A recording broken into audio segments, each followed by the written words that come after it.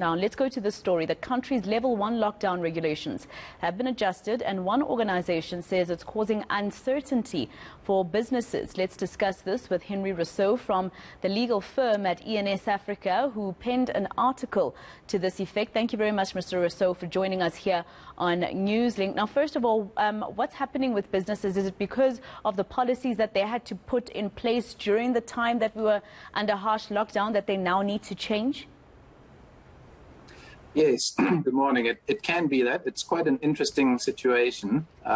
Until now, there are two documents that kind of work side by side regulating managing COVID in the workplace. There's the so-called Consolidated Direction from June 2021, which is really a big, chunky handbook full of guidelines and directions which employers must follow in relation to how they're going to manage COVID in their particular workplace. And alongside that big meaty document are the different alert level regulations which come out from time to time. As you mentioned, most recently, we've just seen amended level 1 regulations come out. And interestingly, in those regulations, there's been a drastic change in self-isolation requirements for those infected with COVID.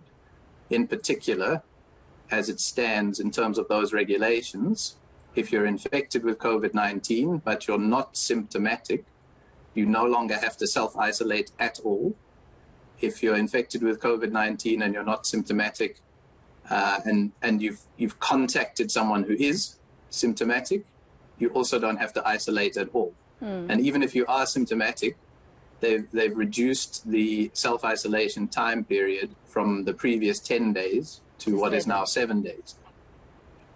Now, what's interesting is, if you look back at the Consolidated Direction, which you must, because it's still in play and still governs what employers must do, there's an interesting section at section 14, which deals with an employee's right to refuse to work in circumstances where they legitimately believe they're at risk of COVID infection. So the way we think it might play out is you now have Steve, who returns to work, who has COVID but is not symptomatic and therefore doesn't have to isolate, and he comes back to the workplace. Now, other employees might legitimately be able to rely on section 14 of the Consolidated Direction to say, well, I'm worried now that I'm going to catch COVID from Steve because he's not self-isolating. And there's nothing in the regulations or obviously the older document, the direction, to tell us how to read those two things together. So I do think it's going to be interesting to see how that plays out.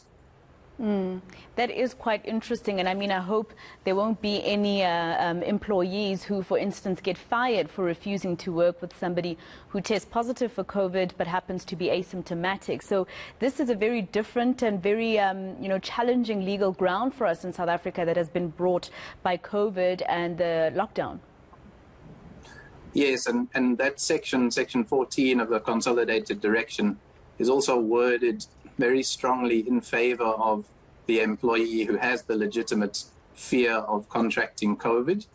If the fear is legitimate, it's not possible to dismiss them if they exercise their right to refuse to work in those circumstances, nor is it possible to subject them to any kind of other occupational detriment, anything that would be detrimental to them based on them exercising that right. All right, so now what do companies do in this instance then? I mean, you're from a legal firm. Maybe you can give companies and people who own companies listening to us right now some advice. What do they do? Yeah, so I mean, it's been a difficult 2 years for everybody, 2+ years, navigating this tricky COVID landscape, and the landscape is an ever-changing one.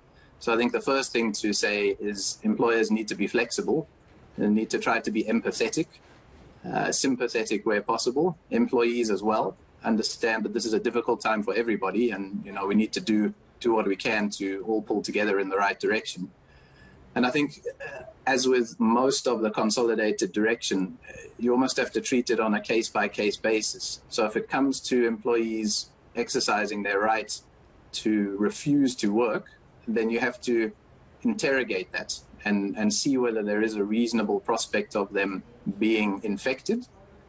Potentially a way around it is to say, notwithstanding what the new alert level regulations say, that you don't have to self-isolate if you've tested positive, we as the employer are still going to direct you to self-isolate and stay at home, stay out of the workplace, so we don't have to deal with the potential of other employees downing tools because they're worried they're going to get infected.